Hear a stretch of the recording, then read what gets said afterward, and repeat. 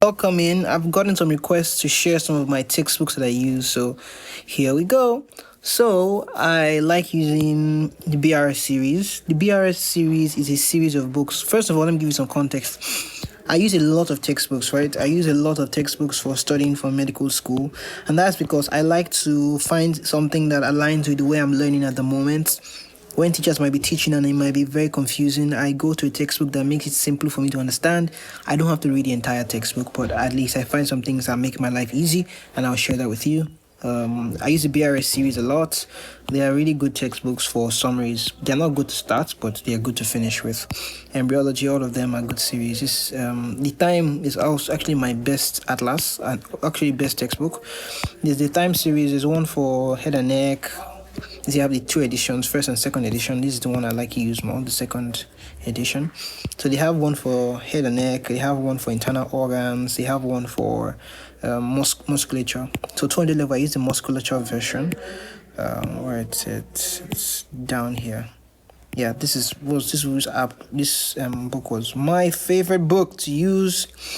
After this book, there are other books that I really like.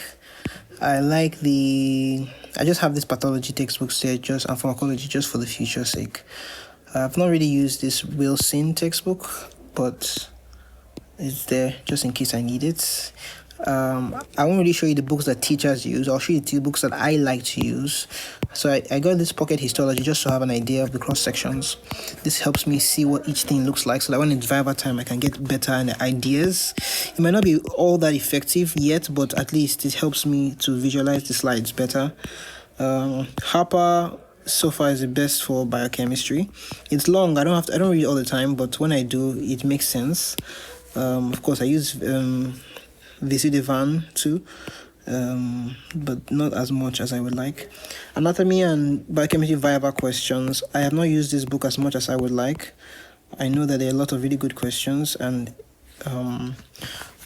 so I think I will actually use this textbook a lot more just before the exam to prepare for viva. It's a very good textbook for viva, so I'll open it now and I'll check it again later on.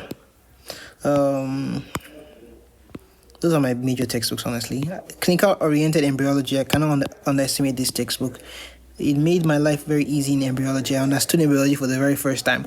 I don't really like indibazing embryology because it's just too simplified. I wanted something more bulky so that I can be able to extract the relevant information I needed. The Sudevan biochemistry, good, but I mean, this is one my teachers use, not my favorite, but it covers the material well enough, so I like it too. Then this anatomy atlas, a photographic atlas of anatomy, it's a lifesaver. People have always told me to give them this book once they see me using it, because it gives the actual presentation of the body. It gives every organ, this is actual real presentation. So when you are doing your practical exams, you're not just guessing, because you know the structures. You can actually see what the structure looks like. It's not very theoretical. It's not a cartoon. It's a real picture. Very helpful textbook to have. So I highlighted my favorite textbooks, and of course my physiology best is Fox. I love using Fox. I might have a new edition coming in very soon. It's the 6th edition. I'll get that. But Fox is my favorite physiology textbook. I can't say that. Guyton is my favorite physiology textbook, but Fox is second to that. This is Guyton. If you don't know, you know. Now you know. Guyton is really good, and I read it for getting all the details I need. I have some flashcards that I don't use as often, but I have them. They have not downloaded. So then I have this anatomy facial expression textbook. It doesn't really work for us in school, but I was doing some studying about faces and I have it, so you don't need that. Other atlas textbooks like Netta's, sure, it's good to have, but I don't really use it.